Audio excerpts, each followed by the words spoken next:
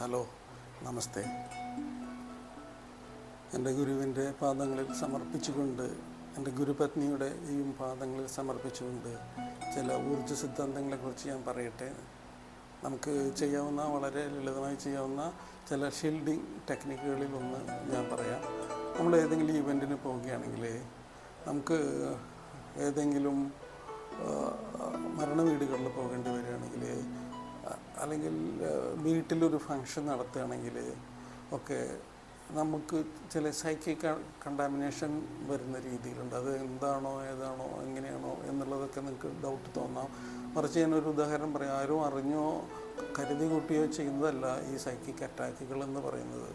നമ്മുടെ ജോലി സ്ഥലത്ത് തന്നെ നമുക്ക് അറ്റാക്കുകൾ ഉണ്ടാകാം. കാരണം നമ്മൾ അവരെക്കാളൊക്കെ മികച്ച ജോലി ചെയ്യുമ്പോൾ അവരുടെ ഉള്ളിൽ നിന്നും പുറപ്പെടുന്ന അസൂയയുടെയോ അസ്വസ്ഥതയുടെ ഊർജ്ജമൊക്കെ നമുക്കെതിരായിട്ട് ചിന്തിക്കുമ്പോൾ അത് നമ്മളിലേക്ക് കടന്നു വരാൻ സാധ്യതയുള്ളതാണ് ഈ സൈക്കിക് അറ്റാക്ക്. പല രീതിയിൽ അത് ചെറിയ രൂപത്തിലും വളരെ വലിയ രൂപത്തിലൊക്കെ പ്രകടമാകാവുന്നതാണ്.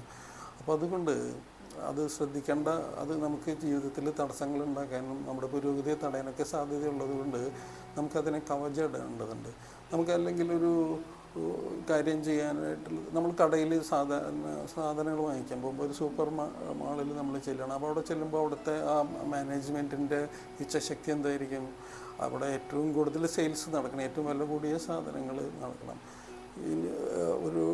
ഒരു ടെക്സ്റ്റൈൽ ഷോപ്പിൽ പോവുകയാണെങ്കിലോ അവിടുത്തെ അതിൻ്റെ ഓണറുടെ വിചാരം എന്താ? സാധാരണ നോർമലി ബിസിനസ് നടന്ന് പോകട്ടെ എന്നല്ല, ഏറ്റവും കൂടുതൽ സെയിൽസ് ഒന്നും ഉണ്ടാവണം, ഏറ്റവും വിലപിടിയ, ഏറ്റവും ലാഭമുള്ള, ഏറ്റവും മാർജിനുള്ള പ്രൊഡക്റ്റുകൾ സെയിൽസ് ചെയ്ത് പോകണം. അപ്പോൾ സെയിൽസ്മാൻ്റെയും മനോഗതി വ്യത്യസ്തമല്ല. അദ്ദേഹവും അത് തന്നെ വിചാരിച്ചുകൊണ്ടിരിക്കും. ആ ചിന്തകൾ അവിടെ വൈബ്രൻ്റായിട്ട് നിൽക്കുകയും അത് നമ്മളെ സ്വാധീനിക്കുകയും ചെയ്യും. അപ്പോൾ നമ്മൾ മേടിക്കാൻ പോയൊരു സാധനം, അത് ആദ്യം 1000 രൂപയുടെ സാധനമാണ് വാങ്ങിക്കാൻ പോയതെങ്കിൽ അത് നമുക്ക് അതിനേക്കാളും വില കൂടിയ 1000 രൂപ, ആ സെയിം സാധനം, ഇപ്പോൾ ഒരു സാരിയാണ് വാങ്ങിക്കാൻ പോയതെങ്കിൽ 1000 രൂപയാണ് ബഡ്ജറ്റ് എന്ന് പറഞ്ഞാൽ അവർ 1000 രൂപയുടെ കാണിക്കും. അത് കഴിഞ്ഞ് വെറുതെ ഒരെണ്ണം എടുത്ത് ഇത് എങ്ങനെയുണ്ട് മാഡം എന്ന് ചോദിക്കുമ്പോൾ അതൊരു 5000 വില വരും എന്ന് പറയുമ്പോൾ, അത്ര വിലയുടെയൊന്നും നമുക്ക് വാങ്ങാൻ പറ്റില്ല എന്ന് മനസ്സിൽ നമ്മൾ സ്വയം വിചാരിക്കുന്നത്. നമുക്ക് 1000ൻ്റെ മാത്രം നോക്കിയാൽ മതി എന്ന് നമ്മൾ പറയും. അതിൻ്റെ ഇടയിൽ ഇങ്ങനെ നോക്കുമ്പോൾ, സെർച്ച് ചെയ്യണതിൻ്റെ ഇടയിൽ ഒരു നല്ല ഡിസൈൻ അവിടെ കാണും. അപ്പോൾ നമ്മൾ പറയും, ആ സാരി ഒന്ന് എടുക്കുന്നത് നോക്കട്ടെ, അതിന് എത്ര വരും? ഇതിന് 7500 ആണ് മാഡം, വളരെ നല്ലതാണ്, ഇതിൻ്റെ മുന്താണി നല്ലതാണ്, അതാണ് എന്നൊക്കെ പറയുമ്പോൾ, ഓ വാട്ട് എ ബ്യൂട്ടിഫുൾ, എന്തൊരു ഭംഗിയാണ്. പക്ഷേ 7500 ഇറ്റ് ഈസ് ടു മച്ച് നമ്മൾ മനസ്സിൽ വിചാരിക്കും. അപ്പോൾ ആൾ പറയും, ഇതാ ഇരിക്കുന്ന സാരി ഒന്ന് നോക്കും മേഡം, അത് മേഡത്തിന് നന്നായി ചേരും. അപ്പോൾ നോക്കുമ്പോൾ അവിടെ ഇരിക്കുന്ന സാരി നല്ല മനോഹരമായ പ്രിൻ്റൊക്കെ, അതെടുക്കാൻ പറയും. നോക്കിയപ്പോൾ ഇതിന് 23,800 രൂപയാണ് വില. ഓ മൈ ഗാഡ്, 23,800 രൂപയോ? നമുക്ക് അത്ര ബഡ്ജറ്റൊന്നുമില്ല, 1000 രൂപയെ നമുക്ക് ഉദ്ദേശമുള്ളതെന്ന് മനസ്സിൽ വിചാരിക്കും. അങ്ങനെ നോക്കുമ്പോൾ കുറച്ചും കൂടിയൊക്കെ തിരയാനായിട്ട് നമുക്കൊരു ടെൻഡൻസി ഉണ്ടാവുമല്ലോ. അപ്പോൾ നോക്കിക്കൊണ്ടിരിക്കുമ്പോഴാണ് ആളൊരു 45,000 രൂപയുടെയൊക്കെ ആ പട്ട് സാരി, വളരെ അതിൻ്റെ ഉള്ളിലൊക്കെ പ്രത്യേകതരം ഡിസൈൻസൊക്കെ പിന്നെ പിടിച്ച് അത് കാണുമ്പോൾ നമ്മുടെ മനസ്സ്, സാരി വാങ്ങിക്കുമ്പോൾ ആൾക്ക് മനസ്സിൽ ഒരു സന്തോഷവും ഒരു എനർജിയും നിറയും. എത്ര മനോഹരമായിരിക്കും, ഇതെനിക്ക് എപ്പോഴെങ്കിലും ഇതൊരെണ്ണം വാങ്ങിക്കണമെന്നുള്ള ആഗ്രഹമുണ്ട്. ഇതൊക്കെ എങ്ങനെയാണ് സംഭവിക്കുന്നത്?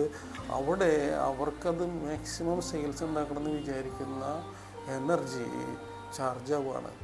അവിടെ ആ എനർജി വൈബ്രേഷൻ, അവരുടെ തോട്ട് ഫോമിലുള്ള എനർജി ഏറ്റവും കൂടുതൽ ആ സെയിൽസ്മാനെ എങ്ങനെയെങ്കിലും ഏറ്റവും വില കൂടി ഇത് ചിലവാക്കുക എന്നുള്ളതാണ് അദ്ദേഹത്തിൻ്റെ ഉദ്ദേശം. അദ്ദേഹത്തിന് അതുകൊണ്ടുണ്ടാകുന്ന ടോട്ടൽ കാൽക്കുലേഷൻ്റെ ചെറിയ പെർസെൻറ്റേജൊക്കെ കൊടുക്കുമായിരിക്കും. അപ്പോൾ അതുകൊണ്ട് മാത്രമുള്ള സെയിൽസ് ടാർഗറ്റ് ഉണ്ടാവും. അപ്പോൾ 45,000 മുകളിലുള്ള സാരിയൊക്കെ കാണുമ്പോൾ നമുക്ക് എന്താ തോന്നുക? നമുക്ക് തോന്നും, 1000 രൂപ വളരെ കുറഞ്ഞു പോയില്ലേ, 1000 രൂപയുടെ സാരിയൊക്കെ നമുക്ക് എടുക്കാമോ? അതൊക്കെ നമുക്കൊന്നും ചേർന്നതല്ല. അങ്ങനെ നോക്കി പലതവണ പലതും നോക്കിയെടുത്ത അവസാനം നമ്മളൊരു 7,500 രൂപയുടെ സാരിയിലേക്ക് നമ്മുടെ മനസ്സ് ഫോക്കസ്ഡ് ആവും, പ്രോഗ്രാമാവും. അപ്പോൾ എന്താണ്ടായി? വലിയ വലിയ സാധനങ്ങൾ കാണുമ്പോൾ, അതിൻ്റെ മനോഹരിത കാണുമ്പോൾ നമ്മൾ 1000 രൂപയുടെ നല്ലൊരെണ്ണം സെലക്ട് ചെയ്യണമെന്ന് വിചാരിച്ചു പോയ ആൾ 6,500 രൂപ കൂടുതൽ കൊടുത്ത സാരി വാങ്ങിക്കാൻ സാധ്യതയുണ്ടാവും.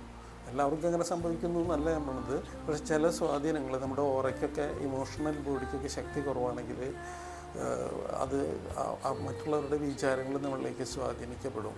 അപ്പോൾ അതിനൊരു പ്രൊട്ടക്ഷൻ ഇടാനായിട്ട് നമ്മളങ്ങനെ പോകുമ്പോൾ, പുറത്തൊക്കെ പോകുമ്പോൾ, അല്ലെങ്കിൽ പർച്ചേസ് ചെയ്യാൻ പോകുമ്പോൾ, മറ്റ് കൂട്ടമായ സ്ഥലങ്ങളിലൊക്കെ ചെല്ലുമ്പോൾ പരസ്പരം സൗഹൃദം പുതുക്കുകയും ഒക്കെ ചെയ്യുമ്പോഴും അതിൻ്റെ ഇടയിലൊക്കെ ഓരോരുത്തരുടെ ചിന്തകൾ, നല്ല ചിന്തകളും അതുപോലെ തന്നെ ചില സൈക്കിക് അറ്റാക്ക് ഇതുപോലുള്ള ചിന്തകളൊക്കെ അവരറിഞ്ഞിട്ടൊന്നല്ല ഉണ്ടാവുക. അവരുടെ ചിന്തകൾ നമ്മളുടെ ഓറയിലേക്ക് സ്വാധീനം ഉണ്ടാകാതിരിക്കാനായിട്ട് നമുക്ക് ഗോൾഡൻ എനർജിയെ സ്വീകരിക്കാം. എവിടെ നിന്നാണ് ഈ ഗോൾഡൻ എനർജി വരിക?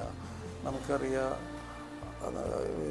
സൂര്യപ്രാണനിൽ ഗോൾഡൻ എനർജി ഇല്ല എന്ന് നമുക്കറിയാം. പക്ഷേ അത് നമ്മുടെ ക്രൗൺ സെൻറ്റർ ഉണ്ട്, നമ്മുടെ ഒരു പ്രത്യേക വൈറ്റൽ എനർജി സെൻറ്ററാണ് നമ്മുടെ ശിരസിൻ്റെ മുകളിൽ നിൽക്കുന്നത്. ആ ക്രൗൺ എനർജി സെൻറ്റർ ഡിവൈനിറ്റിയിൽ നിന്ന്, വളരെ ഉന്നതമായ തലങ്ങളിൽ നിന്ന് പലതരത്തിലുള്ള ഊർജ്ജങ്ങൾ സ്വാംശീകരിക്കുന്നുണ്ട് ബോഡിയിലേക്ക്. അതിലൊന്നാണ് ഈ ഗോൾഡൻ പ്രാണ. പ്രത്യേക സവിശേഷമായ കഴിവുകളുള്ളതാണ്. അതിനെ നാം ഇൻഹെയിൽ ചെയ്യണം. ആ ഗോൾഡൻ മനസ്സിൽ സങ്കല്പിച്ചാൽ മതി. അതിൻ്റെ ശാസ്ത്രീയമായ വശങ്ങളൊക്കെ പിന്നീടൊരു സമയത്ത് ഞാൻ പറയാം, അല്ലെങ്കിൽ നിങ്ങൾക്ക് ഈ കോഴ്സുകൾ പഠിക്കാൻ വരുമ്പോൾ നിങ്ങൾക്ക് അതിൽ നിന്ന് മനസ്സിലാക്കാം. അപ്പോൾ ഇൻഹെയിൽ ഗോൾഡൻ പ്രാണ.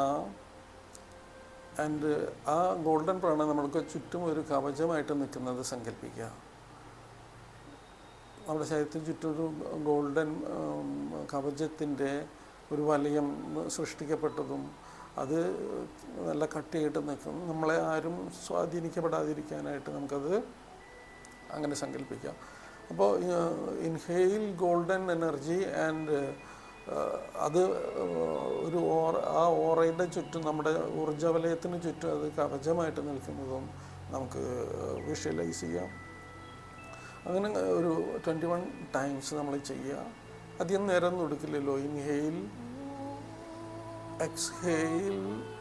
ഇൻഹെയിൽ ചെയ്യുന്ന സമയത്ത് നമുക്ക് ചുറ്റും ആ ഗോൾഡൻ ലെയർ വന്ന് നിറയുന്നത് നമുക്ക് സങ്കല്പിക്കാം. അങ്ങനെ കുറച്ച് നേരം അത് ചെയ്ത് കഴിയുമ്പോൾ നമ്മൾ പറയുക സ്റ്റെബിലൈസ് അതവിടെ തന്നെ നിലനിൽക്കട്ടെ. എന്നിട്ട് നമ്മൾ എന്ത് കാര്യത്തിന് ഇറങ്ങി പുറപ്പെടുമ്പോൾ ഒരു രീതിയിലും നമ്മളിലേക്ക് സൈക്കിക് അറ്റാക്കുകൾ വരാതിരിക്കാൻ കാരണമാകും. ഞാൻ പറയുന്നത് വിശ്വസിക്കുകയല്ല വേണ്ടത്, ഇത് ചെയ്ത് നോക്കുക. എന്നിട്ട് നിങ്ങളത് പരീക്ഷിച്ചറിയുക. എന്നിട്ട് അതിൻ്റെ ഗുണങ്ങൾ അറിയുമ്പോൾ നിങ്ങൾ മറ്റുള്ള സ്വജനങ്ങൾക്കൊക്കെ ഇത് വളരെ ലളിതമായിട്ട് പറഞ്ഞു കൊടുക്കുക. അത് വളരെ കോംപ്ലിക്കേറ്റഡ് ആയിട്ടുള്ള, വളരെ ഡീറ്റെയിൽഡ് ആയിട്ടുള്ള, വളരെ ആഴത്തിലുള്ള അറിവുകളാണ് ഇതൊക്കെ. അതിൽ ചെറിയ കാര്യങ്ങളെടുത്ത് ഞാൻ പറയുന്നു എന്ന് മാത്രമല്ല. നമുക്ക് കൂടുതലായിട്ട് വിശദീകരണം വേണമെങ്കിൽ വിശദീകരിച്ചതിൻ്റെ ശാസ്ത്രീയമായ ലെവലുകളിൽ എങ്ങനെ നമുക്ക് ഇതിനെ മനസ്സിലാക്കാം, ഇതെങ്ങനെ ഉപയോഗിക്കാമെന്നൊക്കെ നമുക്കിതിൻ്റെ കോഴ്സുകളൊക്കെ പഠിക്കാനുള്ള സാഹചര്യം ഉണ്ടാകുമെങ്കിൽ അതൊക്കെ പഠിച്ച് നിങ്ങൾക്ക് മനസ്സിലാക്കാം. ഇപ്പോൾ നിങ്ങൾ ശരീരത്തിന് ചുറ്റും ഒരു ഗോൾഡൻ പ്രാണനെ ക്രിയേറ്റ് ചെയ്യുക. അതൊരു കവചമായിട്ട് നിൽക്കുക. മറ്റുള്ളവരുടെ ചിന്തകളിൽ നിന്നും സൈക്കിക് അറ്റാക്കുകളിൽ നിന്നും നമ്മെ സംരക്ഷിക്കാനായിട്ട് അത് സഹായിക്കട്ടെ. എല്ലാവർക്കും എൻ്റെ സ്നേഹത്തോടു കൂടിയുള്ള നന്ദി, നമസ്തേ. എൻ്റെ ഗുരുക്കന്മാരുടെ പാദങ്ങളിൽ സമർപ്പിച്ചുകൊണ്ട് ഞാൻ നിർത്തട്ടെ. അടുത്ത വേറെ ടെക്നിക്കുമായിട്ട് അടുത്ത വീഡിയോയിൽ ഞാൻ വരാം. Thank you. നമസ്തേ.